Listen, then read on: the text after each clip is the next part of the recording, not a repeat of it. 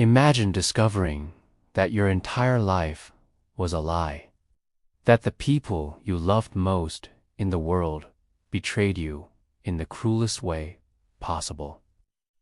I'm Marcus Chen, and for 20 years I believed I had a family.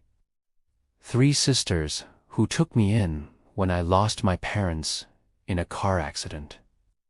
But on what should have been the happiest day of my life, I discovered the devastating truth.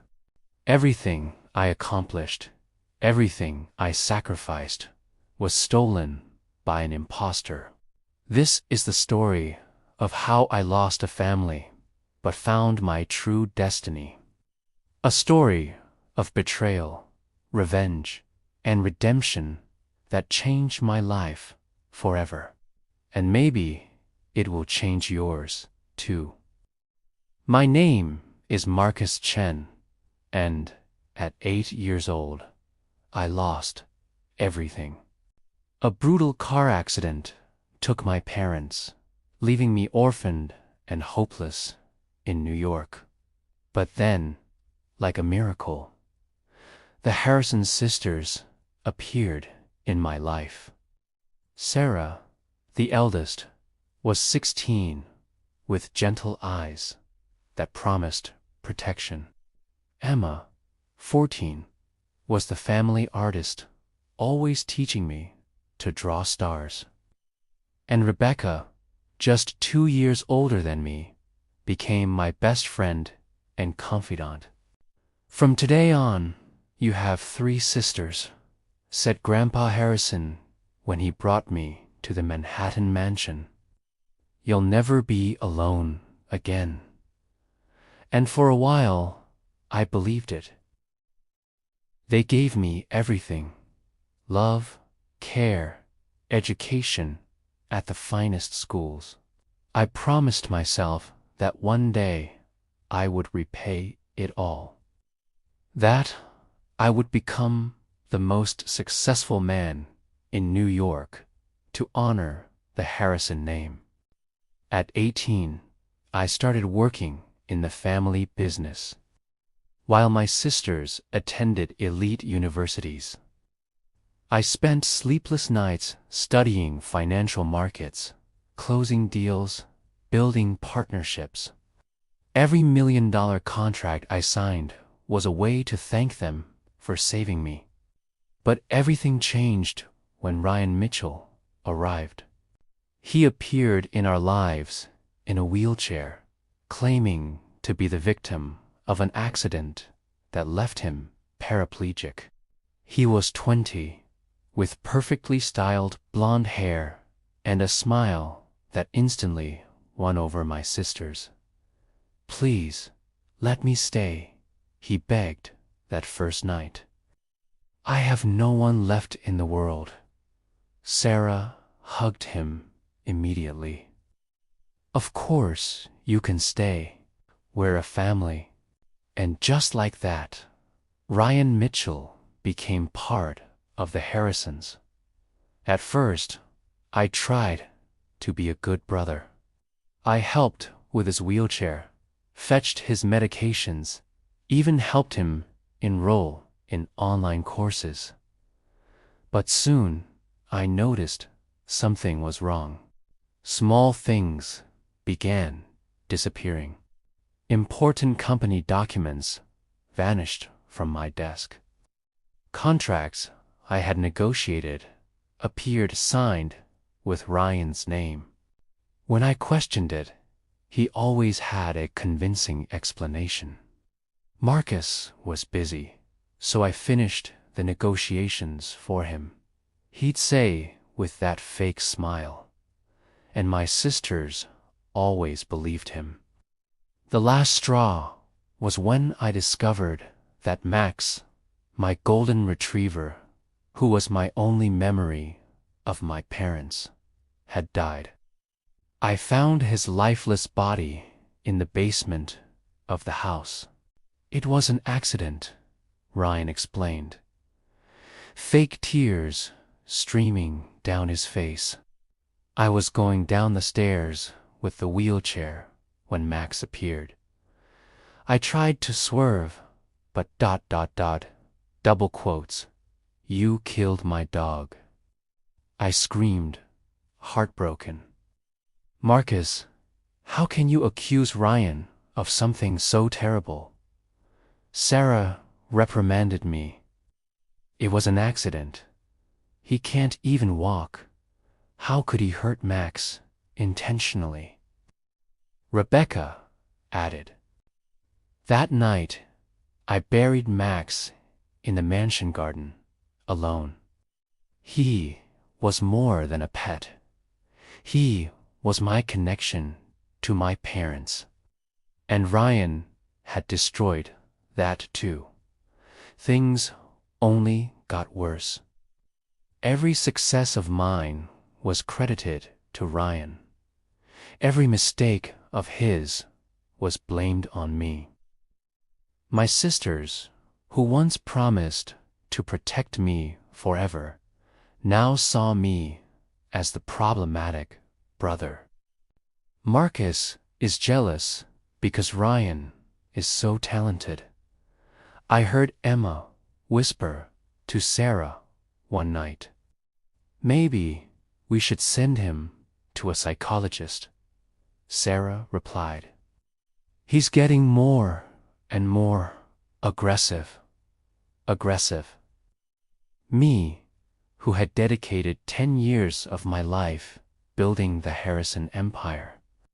Me, who had never raised my voice to any of them before Ryan appeared.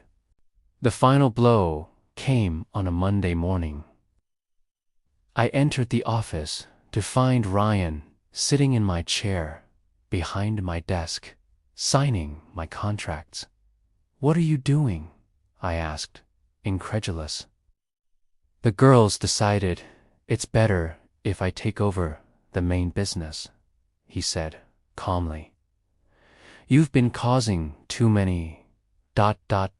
problems lately." Problems. I built this empire. Every client, every partnership, every dollar this company is worth. Ryan laughed. "Marcus, you're being dramatic. We know I did most of the heavy lifting." In that moment, I realized the devastating truth. No matter what I did, no matter how much I sacrificed, to my sisters, I would always be the orphan they saved out of pity, and Ryan was the son they really wanted. That night, I packed my bags. 20 years of memories, 20 years of fraternal love, all crumbling like a house of cards. "Where do you think you're going?" Sarah asked when she saw me with suitcases at the door. "Away," I replied simply. "You've made it clear you don't want me here anymore." "Marcus, don't be dramatic." Emma sighed. "It's just a rough patch. Ryan is trying to help the company. ... Ryan is destroying everything I built." I exploded. "And you're too blind to see it. Enough." Rebecca shouted, "We're tired of your unfounded accusations against Ryan. He's an angel, and you ... you've changed." An angel. They called that manipulator an angel. "Very well," I said, grabbing my car keys. "When the company goes bankrupt, when you discover who Ryan really is, don't come looking for me." I left the Harrison mansion for the last time, with just a suitcase and my broken heart. For 3 months, I lived in a small Brooklyn apartment, working as a freelance consultant. Every night was a battle against depression and the feeling of abandonment. I had lost not just my family, but my identity until she appeared. Isabella Rothschild. I was in an obscure cafe in Soho when a stunning woman approached my table. Wavy brown hair, mesmerizing green eyes, dressed with elegance that screamed wealth and power. Marcus Chen. She asked with a soft but confident voice. Yes, ... you are. Someone who knows your story better than you imagine. She smiled, sitting down without invitation. My name is Isabella Rothschild. The most powerful name on Wall Street. The family that controlled banks, media, technology, that moved billions with a simple phone call. Why would the Rothschild heiress want to talk to me? I asked, confused. Isabella laughed, a musical sound that stirred something deep within me. Because you saved me once. What? She pulled an old photo from her pocket. A photo of 2 children at a playground. Me at 9 years old, defending a curly-haired girl from some bullies. PS 234. 3rd grade, she said softly. You put yourself between me and 3 boys who were intimidating me. You took a beating for it. The memory came back like lightning. The shy girl with braces who always sat alone at lunch. I had completely forgotten. Isabella Santos, I murmured. You've changed a lot. Santos was my adoptive mother's surname, she explained. When my biological parents found me at 16, I discovered who I really was.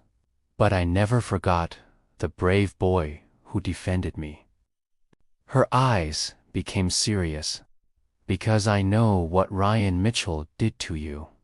I know about the lies, the manipulations, how he stole your work. My blood froze. How do you know about Ryan? The Rothschilds know everything about business in New York, Marcus. We have investigators, contacts, information. Ryan Mitchell is not who he says he is. Isabella opened her laptop, showing files that made my world completely collapse.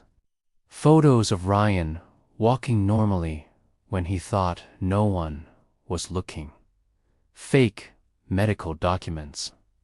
Records of other families he had infiltrated before the Harrisons. He was never paraplegic, Isabella said calmly. He's a professional con artist, a specialist in manipulating wealthy families through emotional blackmail. Tears burned my eyes.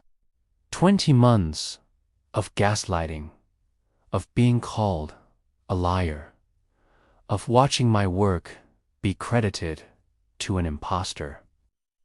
Why are you showing me this? I asked with a choked voice. Isabella closed the laptop and looked me in the eyes. Because I want you to marry me. What? Marry me, Marcus. Combine your business talent with the Rothschild empire.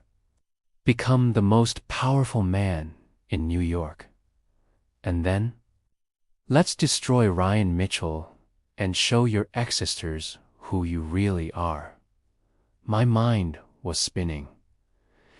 Isabella, this is crazy. It's justice, she corrected. You deserve more than the crumbs the Harrisons gave you. You deserve an empire. You deserve recognition. You deserve ... love. The last word came out as a whisper, and I realized there was something more in her eyes. Something that had begun on that playground 20 years ago. "Do you really want to marry me?" I asked, still incredulous. "Marcus Chen." She held my hands. "I've loved you since I was 9 years old. I built this empire thinking of the day I could offer it to you." 6 months later, I was at the altar of St. Patrick's Cathedral, wearing a $50,000 tuxedo, waiting for Isabella to walk down the aisle. The transformation had been surreal. From the broke freelancer in Brooklyn, I became Marcus Chinrothschild, CEO of America's largest private corporation. Our wedding was the social event of the decade in New York. But the real satisfaction would come when my special guests arrived. "Marcus." A familiar voice shouted from the back of the church. Sarah, Emma, and Rebecca Harrison burst through the doors, wearing wrinkled wedding dresses, clearly in panic. "You can't get married," Sarah screamed, running down the aisle. "We are your real family." The entire church turned to witness the drama. Billionaire businessmen, politicians, celebrities, all witnessing the humiliation of the Harrison sisters. "Marcus, please," came a cry. "We discovered the truth about Ryan. He lied to us all this time. Don't abandon us." Rebecca begged, on her knees. "We love you." Isabella appeared by my side, stunning in her $200,000 wedding dress. "Darling," she whispered, "your ex-sisters seem disturbed. Should we call security?" I looked at the 3 women who once meant everything to me. Disheveled hair, smeared makeup, ridiculous wedding dresses they brought in a desperate attempt to convince me to honor childhood promises. "Too late," I said coldly. "You made your choice when you believed a liar instead of the brother who sacrificed himself for you." "Marcus, please," Sarah sobbed. "The company is going bankrupt. All clients refuse to work with us without you. Ryan deceived us." "Ryan disappeared with all the company's money," Emma screamed desperately. "We discovered he can walk." "It was all a lie." "We're losing everything," Rebecca added. "The mansion will be foreclosed next week." Isabella squeezed my hand, smiling. "What a tragedy," she said with false sympathy. "Maybe you should have thought of that before mistreating my husband." "Your husband, Ka?" Sarah asked, incredulous. "Marcus, you barely know her." "I've known her for 20 years, I replied calmly. "She offered me true love when you gave me only crumbs." Isabella showed the wedding ring, a 20-carat diamond worth more than the entire Harrison fortune. "Unlike you," she said, "I recognize Marcus's value. That's why I'm transferring 60% of Rothschild Corporation shares to him. Today, he becomes the richest man on the East Coast." The Harrison sisters paled. 3 women who treated me like a grateful employee were discovering they had lost a billionaire. "We don't want your money," Sarah lied desperately. "We want you. Our family. I laughed bitterly. Family doesn't believe liars. Family doesn't credit a brother's work to a stranger. Family doesn't kill the dog that was someone's only memory of their parents. Ryan killed Max, Emma asked, horrified. You knew, Isabella interrupted, showing her phone. We have the security footage. Ryan strangled the dog while you were away. Marcus tried to tell the truth, but you called him a liar. Rebecca collapsed on the floor, sobbing. What have we done? You chose, I replied, simply. The priest, clearly uncomfortable, whispered, Perhaps we should continue the ceremony. Yes, Isabella smiled radiantly. I'm eager to become Mrs. Chun Rothschild. When we said I do, the cathedral bells rang. Camera flashes captured the kiss that sealed not just our marriage, but my complete revenge. Outside, limousines awaited us for the reception at the Plaza Hotel. The Harrison sisters were escorted out by security. Are you sure you don't want to forgive them? Isabella asked as we entered the limousine. Forgiveness is for those who repent before the consequences, I replied. They only repented when they lost everything. 5 years have passed. Isabella and I built an even greater empire, had beautiful twins who are the joy of our lives.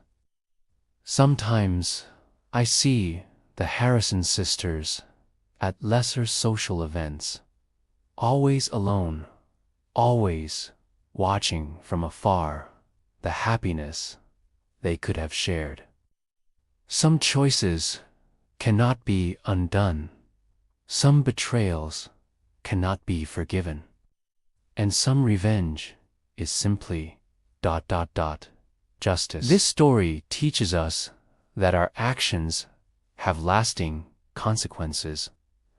How many times do we judge without knowing all the facts? How many times do we hurt those who truly love us? Marcus found his true family, but at what cost? Sometimes revenge tastes sweet, but leaves permanent scars.